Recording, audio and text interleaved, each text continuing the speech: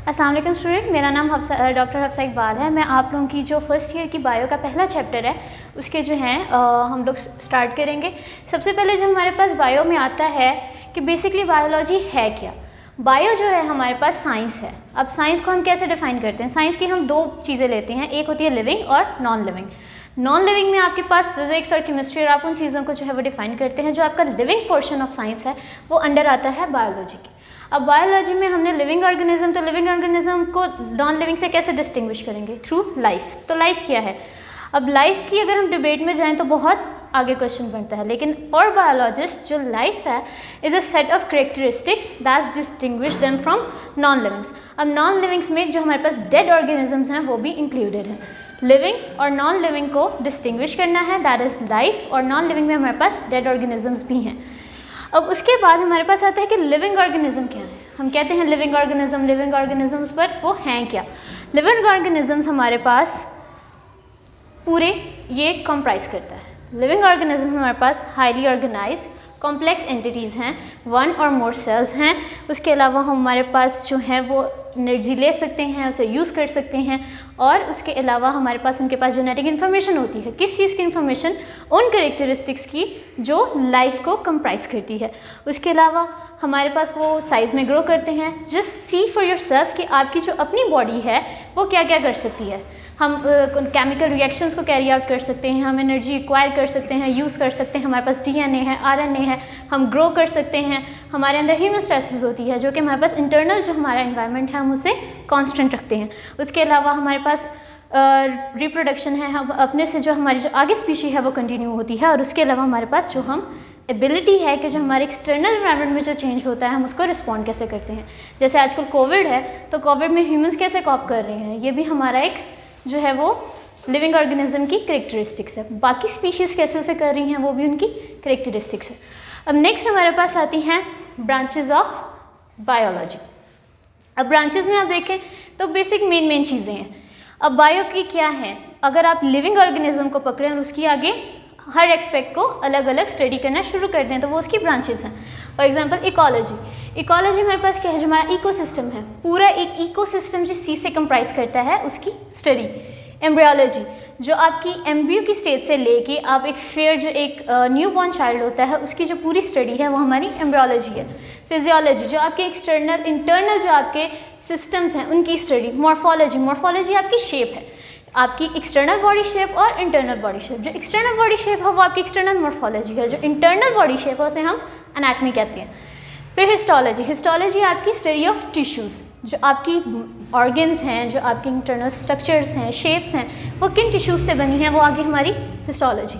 Then evolution आपके पास जो species होती हैं वो किस तरह टाइम के साथ साथ एक स्पीशी से दूसरी स्पीशी इवॉल्व करती है, और वो स्पीशीज़ जो इवॉल्व नहीं कर सकी, जो वहीं पे ख़त्म हो गई, वो हमारे पास एवोल्यूशन है। फिर जेनेटिक्स। नाउ आपके जेनेटिक्स में जो ये ब्रांच है ये रिसेंटली बहुत ज़्यादा जो है वो आगे आई है। आपके जो डीएनए स्टडीज़ हैं, आरएनए स्टडीज़ हैं, आपके जो मेजर टेस्ट हैं, जो वायरल टेस्ट हैं, बैक्टीरियल डायग्नोस्टिक टेस्ट हैं, वो आजकल हमारे पास जेनेटिक्स पे बेस करते हैं। तो बेसिकली जो आपकी जेनेटिक इन्फॉर्मेशन है उसकी स्टडीज़ वो हमारे पास जेनेटिक्स है।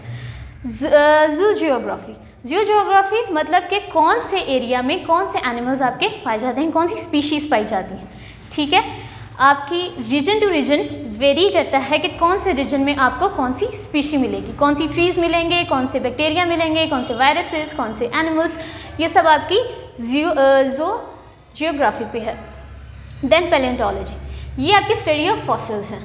फॉसिल्स जो मिलते हैं वो किस स्पीशी का हो सकता है, उसकी क्या करेक्टरिस्टिक्स हो सकती हैं। The basis of study of these things and past species वो हमारे पास स्टडी ऑफ फॉसिल्स पे है। Then molecular biology. अब मॉलिक्यूलर बायोलॉजी और माइक्रोबायोलॉजी को हमने कंफ्यूज नहीं करना।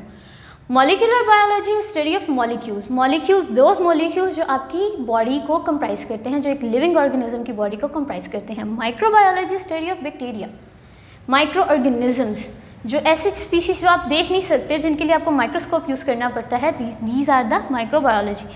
देन मराइन बायोलॉजी, वो स्पीशीज़ जो मेराइन या सी वाटर में पाई जाती हैं। इन्वायरमेंटल बायोलॉजी आपके इन्वायरमेंट को कंप्राइज करती है। फ्रेश वाटर, अब मेराइन है, मेराइन सी वाटर है, तो फ्रेश वाटर बायोलॉजी मीन्स कि वो स्पीसीज़ जो आपकी फ्रेश वाटर में। अब स्पीसीज़ में खाली आपके पास एनिमल्स नहीं है, प्लांट्स भी हैं, उसके अलावा आपके पास जो प्रोकैरियोट्स या यूकैरियोट्स उसमें पाए जाते हैं वो भी हैं, जो उसके बाद हमारे पास वहाँ बैक्टीरिया या एल्गी या फंजाई जो भी वहाँ पे ग्रो कर रहा है वो भी हमारे पास उस पूरी स्पीसीज़ में आती हैं। फिर पैरासाइटोलॉजी, अब पैरासाइटोलॉजी खाली स्टडी ऑफ पैरासाइट नहीं है। पैरासाइट आपके पास पता है एक ऐसा ऑर्गेनिज्म होता है जो फूड और शेल्टर आपसे लेता है और इन रिटर्न वो आपको हार्म कर सकता है। अब पैरासाइटोलॉजी हमारे पास स्टडी ऑफ पैरासाइट तो है ही है कि उस पैरासाइट के क्या कैरेक्टरिस्टिक्स हैं, लेकिन वो पैरासाइट एंड होस्ट रिलेशनशिप्स को भी स्टडी करते हैं। ह्यूमन बायोलॉजी, अब ह्यूमन बायोलॉजी में जो आपने सारी चीज़ें अपने अंदर हैं उनकी स्टडीज़ को कंप्राइज कर लें। आपकी शेप क्या है, एक्सटर्नल शेप क्या है, इंटरनल शेप क्या है, आपका साइज़, आपके फंक्शंस, आपकी एम्ब्रियोलॉजी, आपकी जेनेटिक्स, आपकी हिस्टोलॉजी, आपकी इकोलॉजी, सब की सब आपकी ह्यूमन बायोलॉजी में कंप्राइज हो जाएगी। देन सोशल बायोलॉजी, एक स्पीशी सोशल इन्वायरमेंट में कैसे इंटरेक्ट करती है। एक ह्यूमन को अगर आप किसी नए मॉइस्चर में जाके छोड़ दें, एक इंसान को आप एक फॉरेन मॉइस्चर में जाके छोड़ दें तो वो वहाँ कैसे इंटरेक्ट करेगा, ये हमारे पास सोशल बायोलॉजी है। देन बायोटेक्नोलॉजी, बायोटेक्नोलॉजी और जेनेटिक्स काफ़ी रिलेट करते हैं क्योंकि इनमें हमारे पास काफ़ी एस्पेक्ट ऐसे हैं जब आप अपने जेनेटिक्स को जब आप ज़्यादा स्टडी करेंगे तो हमें पता चलेगा कि हमने बायोटेक्नोलॉजी में उसको कैसे यूज़ करना है। तो बेसिकली आपसे इन्फॉर्मेशन लेके उस इन्फॉर्मेशन को इनकॉर्पोरेट करते हैं, लाइक इससे हम मॉलिक्यूल्स की जो है, मेडिसिन की जो है फॉर्मेशन जो है वो इस तरह करते हैं, या हमारे पास जो डिफरेंट टेस्ट हैं, PCR टेस्ट हैं, वो हम ऐसे करते हैं, तो वो सब का आपका बायोटेक्नोलॉजी में है। अब हमारे पास जो क्विक 2 MCQs आती हैं, या एक जो जनरल इन्फॉर्मेशन है जो पता होनी चाहिए कि 92 नेचुरल एलिमेंट्स हैं, उनमें से जो सिर्फ 16 हैं वो क्या करते हैं, लिविंग ऑर्गेनिजम्स की केमिकल फॉर्मेशन में मदद करती हैं। क्योंकि हमारा पहला लेवल ऑफ ऑर्गेनाइजेशन क्या है, एटॉमिक एंड सब एटॉमिक लेवल। अब एटॉमिक सब एटॉमिक लेवल में हमारे पास क्या आ जाएंगे, एलिमेंट्स। एलिमेंट्स में जो 92 नेचुरल हैं उनमें से सिर्फ 16 बॉडी बनाते हैं एक लिविंग ऑर्गेनिज्म की, और ह्यूमन बॉडी में उन 16 में से सिर्फ 6 बायो एलिमेंट्स 99% बॉडी कंप्राइज करते हैं। वो 6 एलिमेंट कौन से हैं, oxygen, carbon, hydrogen, nitrogen, calcium और फॉस्फोरस। ये 6 एलिमेंट्स जो हैं आपकी बॉडी का 99% टोटल मास जो है वो बना रहे हैं। जो अदर 10 बायोमॉलिक्यूल्स होंगे वो आपकी बॉडी का 1% बनाते हैं। वो उनमें हम ट्रेस एलिमेंट्स भी आ जाते हैं, माइनर जो है मिनरल्स भी आ जाते हैं, और वो सारी चीज़ें आपकी चलती हैं। अब हमारे पास नेक्स्ट क्या है, लेवल ऑफ ऑर्गेनाइजेशन। एटॉमिक और सब एटॉमिक लेवल हो गया, नेक्स्ट लेवल क्या आएगा, मॉलिक्यूलर लेवल। अब अगर हम बेसिक केमिस्ट्री भी लगाएं तो जब हमारे पास एटम्स मिलते हैं तो मिलके क्या बनाते हैं, मॉलिक्यूल्स। अब हमारे पास जब एटॉमिक सब एटॉमिक लेवल हो गया, एटम्स मिल गए, तो क्या बनाएंगे, मॉलिक्यूल्स। मॉलिक्यूल्स में हमारे पास सब मॉलिक्यूल्स की बेसिक क्लासिफिकेशन करें तो किस तरह करते हैं, माइक्रो और मैक्रो में। Micro molecules and macro molecules. Micro molecules में हमारे पास वाटर, कार्बन डाइऑक्साइड, ये चीज़ें आ जाती हैं। अब मैक्रो में क्या है, स्टार्च एंड प्रोटीन। ये वो मॉलिक्यूल्स हैं जो यूनिट एंड बाय यूनिट जो है उनके प्राइस करते जाते हैं, मिलते जाते हैं, और एक बड़ी सारी चेन बना देते हैं, जो हमारे पास मैक्रो मॉलिक्यूल होता है। अब हमारे पास जो इन बायोलॉजी वर्ड, अब हर चीज़ को हमारे पास जो है, बायो की अपनी दुनिया है, बायो के अपने रूल्स हैं, और बायो में हमारे पास जो मॉलिक्यूल की क्लासिफिकेशन है, हम उससे माइक्रो मैक्रो में तो देखते ही देखते हैं, लेकिन जो हमारे पास मेन क्लासिफिकेशन है वो ऑर्गेनिक और इनऑर्गेनिक की है। ऑर्गेनिक में हमारे पास जो बेसिक जो ज़्यादातर आपकी बॉडी है वो ऑर्गेनिक है, ठीक है। अब उसमें हमारे पास क्या है, ATP, AMP, amino acids, fatty acids, ये वो चीज़ें हैं जिनके बगैर आपकी बॉडी काम नहीं कर सकती। ATP के बगैर आपकी बॉडी काम नहीं कर सकती, आपका एनर्जी रिजर्वायर 0 हो जाएगा। अमाइनो एसिड्स के बगैर आप प्रोटीन बिल्ड नहीं कर सकते। फैटी एसिड्स के बगैर आप अपने लिपिड फैट कंटेंट को कंटेन नहीं कर सकते। ग्लूकोज के बगैर आप काम नहीं कर सकते। अब इनऑर्गेनिक, अब देखने में तो ये लगेगा कि बॉडी के सारे काम तो ऑर्गेनिक ने कर दिए, इनऑर्गेनिक मॉलिक्यूल का क्या काम है, लेकिन नहीं, आपका मेजर एक बहुत मेजर मॉलिक्यूल है जो इनऑर्गेनिक है। क्या है, वाटर।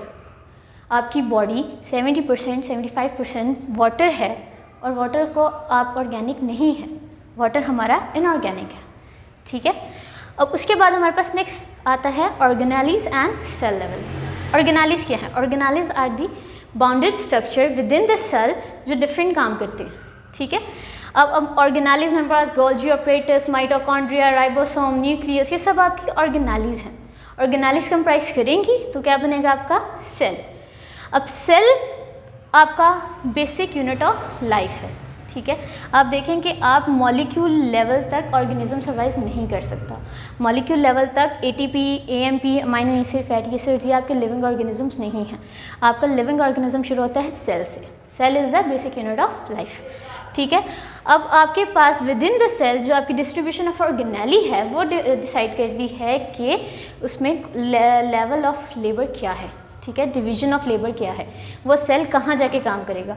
अगर वहाँ माइटोकॉन्ड्रिया बहुत ज़्यादा है, मतलब वहाँ एनर्जी प्रोडक्शन बहुत ज़्यादा है, एनर्जी प्रोडक्शन बहुत ज़्यादा है, तो उस सेल को किसी ऐसे बॉडी ऑर्गन में होना चाहिए जहाँ बहुत ज़्यादा विग्रस एक्टिविटी होती है, जैसे आपके मसल सेल्स हैं, ठीक है। अगर कहीं पे आपके पास न्यूक्लियस बहुत ज़्यादा या आरएनए, डीएनए बहुत ज़्यादा बन रहा है तो वो कहाँ कंप्राइज करता है। ये सारी चीज़ें जो हैं आपकी सेल और ऑर्गेनल लेवल पे हैं। फिर आता है टिश्यू लेवल। अब हमारे पास सेल तो हो गई, अब सेल हमारे पास डिफरेंट सिमिलर सेल्स हैं, डिफरेंट सेल्स हैं। अब सिमिलर सेल्स बंडल अप होते हैं और एक स्ट्रक्चर बनाते हैं जो उस सेल से मिलता जुलता काम करते हैं, ठीक है। वो उसी सारे एक जैसे काम करने वाले सेल मिल गए और एक स्ट्रक्चर बना दिया जो वही काम थोड़ा प्रोफाउंड तरीके से कर रहा है, उसे कहते हैं टिश्यू, ठीक है। अब टिश्यू में हमारे पास जो बेसिक 4 टिश्यूज़ हैं ह्यूमन लेवल पे, वो आपका मस्कुलर टिश्यू है, नर्वस टिश्यू है, कनेक्टिव टिश्यू है और उसके अलावा आपका हमारे पास होता है ब्लड टिश्यू, ठीक है। एपिथेलियल, कनेक्टिव, मस्कुलर, नर्वस, ये 4 टिश्यूज़ होते हैं जो आपकी पूरी बॉडी की ऑर्गेनाइजेशन हो रही है। अब हमारे पास होता है ऑर्गन एंड ऑर्गन सिस्टम। अब टिश्यू हमारे पास 2 टिश्यूज़ एक जैसा काम नहीं करते, ठीक है। टिश्यूज़ हमारे पास वो जो 4 टाइप के टिश्यूज़ हैं वही हैं, टिश्यूज़ हमारे पास और नहीं होते। तो ऑर्गन कैसे बनता है? ऐसे टिश्यूज़ जो सिमिलर काम करते हो, एग्जैक्ट सेम काम नहीं, सिमिलर, रिलेटेड काम करते हो, उन्हें क्या कहते हैं? ऑर्गन। हमारे पास जो स्टमक है, स्टमक में हमारे पास डाइजेस्टिव टाइप टिश्यू भी है और स्टोरेज ऑफ टाइप टिश्यू भी है। हमारा जो स्टमक है वो स्टोरेज भी करता है और प्रोटीन डाइजेशन भी करता है। 2 टाइप के टिश्यूज़ हैं और दोनों मिलकर क्या बनाते हैं? Organ. Now organ system, organ आपका बिल्कुल कम्प्लीटली डिफरेंट है। अब टिश्यू से जैसे आप ऊपर आ रहे हैं, टिश्यू नहीं एक जैसा काम नहीं कर रहा था, लेकिन उससे मिलते जुलते काम करने वाले उसे टिश्यू मिल गए, उसने एक ऑर्गन बना दिया। अब उस ऑर्गन ने अपने आसपास जो दूसरे उसके ऑर्गन्स हैं जो उसको असिस्ट कर रहे हैं, उसको मिला के वो ऑर्गन सिस्टम बना देगा। आप ह्यूमन बॉडी में देखें, आपके पास कितने ऑर्गन सिस्टम्स हैं? नर्वस सिस्टम है, डाइजेस्टिव सिस्टम है, रिप्रोडक्टिव सिस्टम है, यूरिनरी सिस्टम है, एक्सक्रीटरी सिस्टम है। ये सारे सिस्टम आपके एक ह्यूमन को कंप्राइज कर रही हैं। अब ऑर्गन सिस्टम जो है वो एनिमल्स के मुकाबले में जो है वो प्लांट में कम होता है। प्लांट में आपके पास distinguish roots, leaves, stem, flower, seeds, इससे ज़्यादा आप उसको नहीं कर सकते और उसमें इतनी ज़्यादा कॉम्प्लेक्स सिस्टम्स नहीं हैं कि वहाँ पे हमारे पास ऑर्गन सिस्टम बहुत ज़्यादा प्रोफाउंड हो। एनिमल्स में due to locomotion and digestion and acquire energy, hunting and everything else, हमारे पास ऑर्गन सिस्टम बहुत ज़्यादा प्रोफाउंड होता है, बहुत ज़्यादा ऑर्गेनाइज्ड होता है, बहुत ज़्यादा हमारे पास डिस्टिंग्विश होता है। और जब ये सारे ऑर्गन सिस्टम आपके साथ मिल जाएं, एक यूनिट की तरह काम करें, वो हमारे पास बन जाता है एक होल इंडिविजुअल, ठीक है। हमारे पास जो आपके सारे ऑर्गन सिस्टम हैं मिलके काम कर रहे हैं, एक ही टाइमलाइन पे काम कर रहे हैं। आपका नर्वस सिस्टम ऑर्डर कर रहा है, आपका कार्डियोवैस्कुलर सिस्टम काम कर रहा है, आपका डाइजेस्टिव सिस्टम काम कर रहा है, आपका मस्कुलर टिश्यू काम कर रहा है, ग्लैंडुलर टिश्यू काम कर रहा है। ईच एंड एवरीथिंग मिलके आपका इंडिविजुअल बना रहे हैं। Then population. अब पॉपुलेशन और कम्युनिटी, ये 2 चीज़ें हैं, दोनों चीज़ों का आपका डिफरेंस आपको पता होना चाहिए कि पॉपुलेशन क्या है और कम्युनिटी क्या है। Population is species, a group of similar species living in same place at the same time. एक ही टाइम पे, एक ही लोकेशन पे, एक ही स्पीशी जो है वो रिजाइड करे, उसे पॉपुलेशन कहते हैं। ना कम्युनिटी, पॉपुलेशन को आपने याद रखना है कि एक स्पीशी है, कम्युनिटी जो होती है डिफरेंट स्पीशीज इंटरेक्ट करती हैं at the same habitat at that time, फिर हमारे पास कम्युनिटी बनती है। फॉर एग्जांपल आप किसी सोसाइटी में रहते हैं तो वहाँ पे प्लांट्स हैं, कोई वहाँ पे बर्ड्स आते हैं उन ट्रीज़ के ऊपर, वहाँ पे आप दूसरे लोगों से मिलते हैं, किन्हीं के पेट्स होते हैं, डॉग्स होती हैं, कैट्स होती हैं, उन सब चीज़ों को आप कैसे लेके चलते हैं, वो सारी एक आपकी कम्युनिटी बन जाती है। अगर आप उसके अलावा आप फ्रेश वाटर कम्युनिटी देख लें, उस पूरे पाउंड में कितनी ज़्यादा फिश स्पीशीज़ होंगी, कितने ज़्यादा प्लांट्स होंगे, और कितने ज़्यादा बैक्टीरिया होंगे, कितनी ज़्यादा एल्जी होंगी, फंगाई होंगी, वो सारे मिलके कैसे रिएक्ट करते हैं, उन चीज़ में रहते हैं, वो हमारी कम्युनिटी है। Now living world in space, अब आप सारी स्पीशीज़ को देख लें, इकोसिस्टम बना लें। इकोसिस्टम में आप दुनिया के सारे इकोसिस्टम देख लें, आपकी लेवल ऑफ ऑर्गेनाइजेशन यहाँ पे आके ख़त्म हो जाती है। नाउ आपके पास दो हमारे पास डेफिनेशंस हैं जो अक्सर आ जाती होती हैं। दो डेफिनेशंस आपको पता होना चाहिए। What is biome? Like biome क्या है हमारे पास? A large regional community primarily determined by climate. अब हमारे पास लेवल क्या है ऑर्गेनाइजेशन का? कम्युनिटी। कम्युनिटी कैसे डिटरमिन होगी? उस रीजन के क्लाइमेट पे।